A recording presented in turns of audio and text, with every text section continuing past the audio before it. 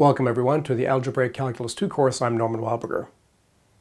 Today we're starting a series of lectures on a sort of central aspect of the differential calculus having to do with tangency and creating not just tangent lines but more general tangent curves to both parametric and algebraic curves.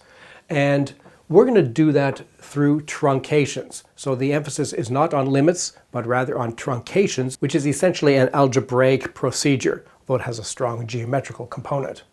So in the Algebraic Calculus One course, and I hope that you have all gone through that course, okay, so it's a sort of a prerequisite for really understanding what's going on here, because we're going beyond what we've done in the Algebraic Calculus course, but actually drawing upon our understanding built up there.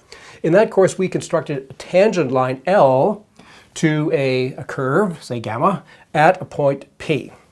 And we actually had two different methods for doing this.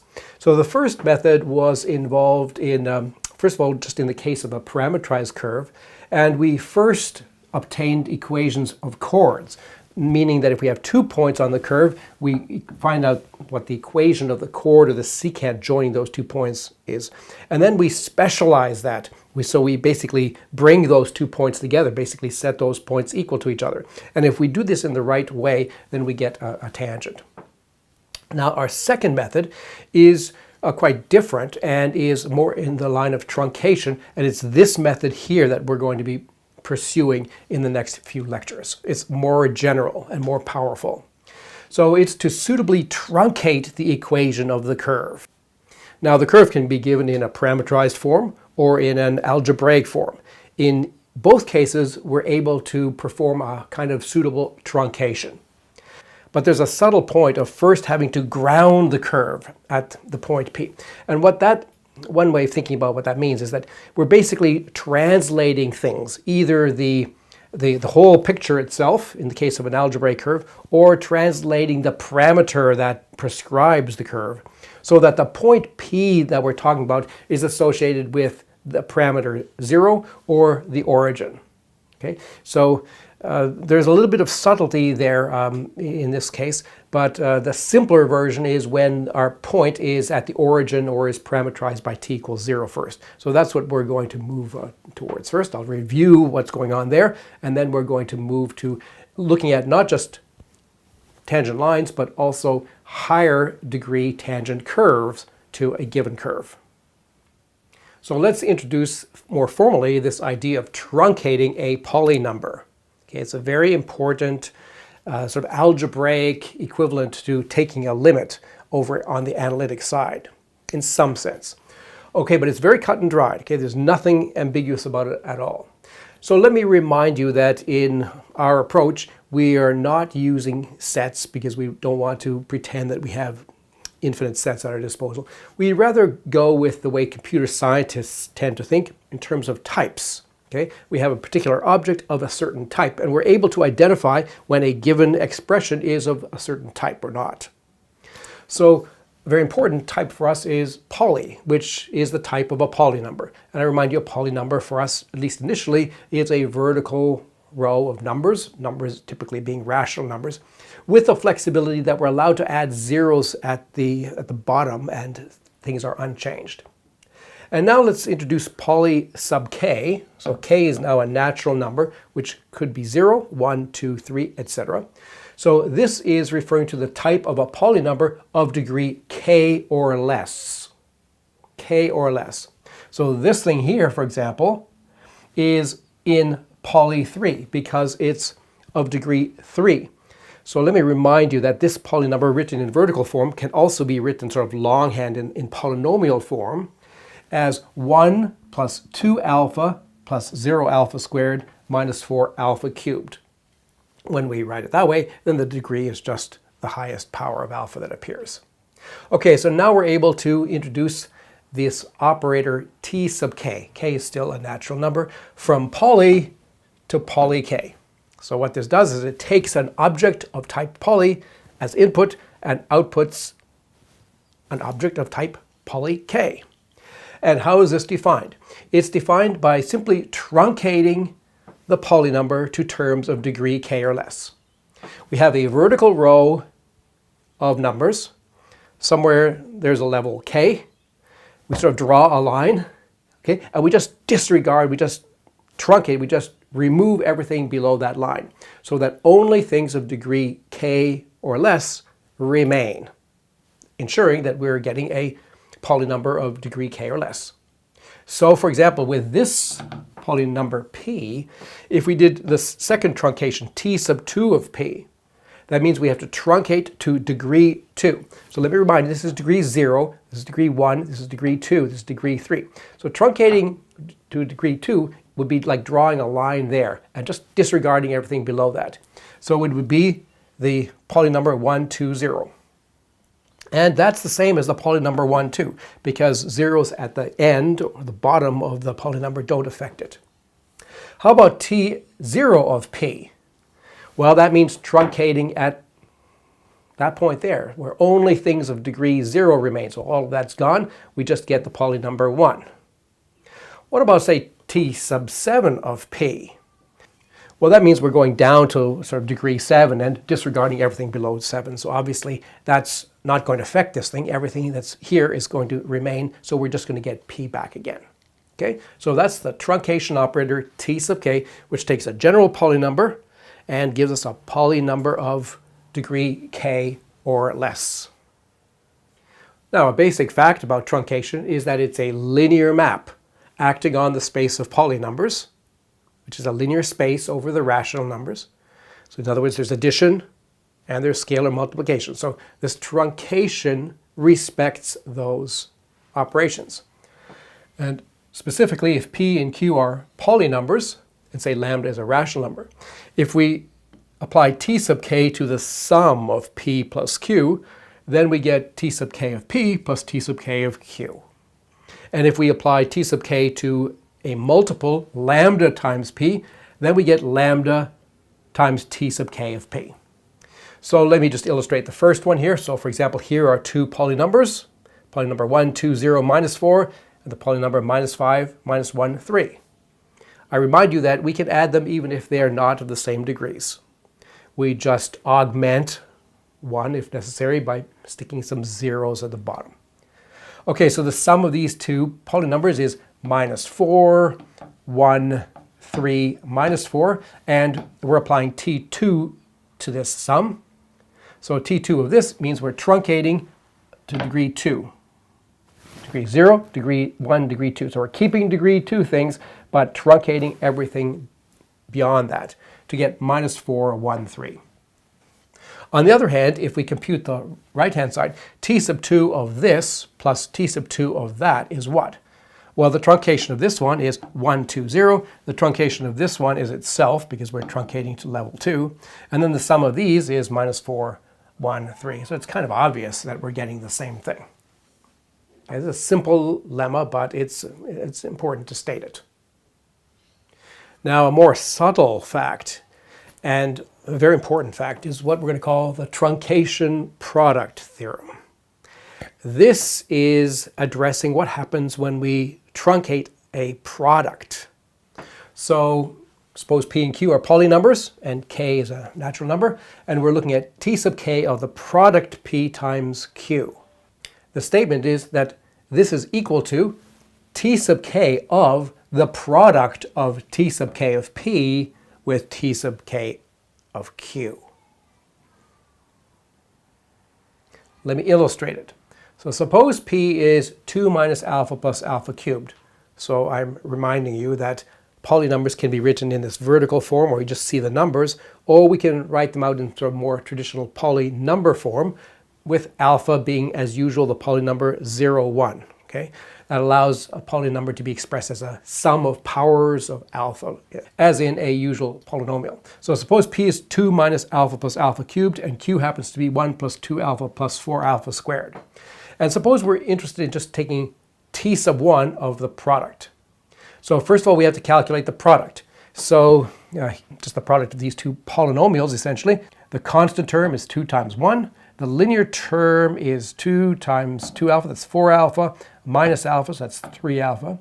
The quadratic terms, there's an 8 alpha squared minus 2 alpha squared plus no other alpha squareds there, so that's a 6 alpha squared. the cubic terms. We get a cubic term with this one and this one, that's -4, and this one and this one, that's, this one and this one, that's +1, for a total of -3 alpha cubed. And then there's an alpha to the 4th that appears by multiplying the alpha cubed here with this thing here. We get 2 alpha to the 4th, and an alpha to the 5th term, this times this, giving us 4 alpha to the 5th. Okay, so that's the product, p times q, and now let's apply t sub 1 of that. What that means is that we're truncating everything past the linear terms, right? The degree 1 terms stay, everything beyond that is removed, so we get 2 plus 3 alpha. On the other hand, if we look on the right-hand side, we're looking at t sub 1 of t sub 1 of p times t sub 1 of q. So it's t sub 1. Here is t sub 1 of p. We just take p and we truncate it, getting 2 minus alpha. Here's t sub 1 of q. We just truncate it, degree 1. We get 1 plus 2 alpha. So now the product here is 2 alphas, 4 alpha minus alpha plus 3 alpha. So how many alpha squareds? Just minus 2 alpha squareds there. Okay? So the product of T1P and T1Q is this thing here. Note that this is not the same as that. We still have to perform yet another truncation T sub 1 to this. Truncating that to degree 1, getting rid of that term, we get 2 plus 3 alpha, which is the same as that. So that theorem can be expressed in the following way, that to find the truncation of the product of two polynumbers up to degree k, it suffices to multiply only their truncations. So here's just another repeat of that with slightly bigger things. Suppose we want T2 of the product of these two polynumbers. So we're interested in truncating the product up to degree 2. Okay. And what the theorem is telling us is that to do that, we can ignore everything of degree more than 2 in both of these things. So we can replace each one of these by their truncations. So we just truncate this first one to degree 2. We truncate this second one to degree 2. And then we perform the operation there. So at this point here, the way it works is that we're going to truncate the product. That means we're only going to take terms up to degree 2. So the constant term is 2 times 3. Let me remind you how multiplication works for these things. So the linear term, or degree 1 term, is 2 times 0 plus 3 times 1 for a total of 3. The degree 2 term is 2 times 1 plus 1 times 0 plus minus 1 times 3 for a total of minus 1. There are, if we're just calculating this product, there are additional terms, but we can dispense with them because we're interested in truncating the result up to degree 2. So note, however, that a final truncation is required. It's not just enough to truncate these two and take the product. The truncation of a product is not the product of their truncations, as I mentioned before. So now let's look at the important geometrical interpretation of these tangent approximations, or Taylor approximations, to a polynumber. So let's consider the polynumber p, which is 2 plus 3 alpha minus alpha squared minus 2 alpha cubed. Now, one way of visualizing that is to draw its graph. What does that mean? Well, we introduce the usual x, y coordinates. And remember, this is in affine geometry, so it's not actually critical that these axes be perpendicular, and it's not critical that they have an equal amount of spacing on the x-axis as they do on the y-axis. Okay? This whole story works in general in an affine setting. And then to visualize this thing, well, we could graph this function y equals p of x. And that's the thing in blue. Okay, so it's a cubic curve that's familiar to you in high school. And there's the equation, 2 plus 3x minus x squared minus 2x cubed. For every x, there's a value of y. And that's a graph of at least part of it in this range. So now what's the significance of these Taylor approximations or tangent approximations? Well, the zeroth one, t0 of p of x, is just 2. What does y equals 2 look like? Well, it's this function here. It's a constant function going through the value that the curve has when x is 0. Where's t sub 1? Here's t sub 1. T sub 1 of p, it's the linear part, it's 2 plus 3x, and that's a line. That's that black line right there, which is a tangent line to the curve at this point 0, 2. And finally, t sub 2 of p is 2 plus 3x minus x squared. We're truncating up to degree 2. That's then a parabola. The parabola is in green, like that. It's also passing through this point 0, 2, and is tangent to the curve as well as this tangent line.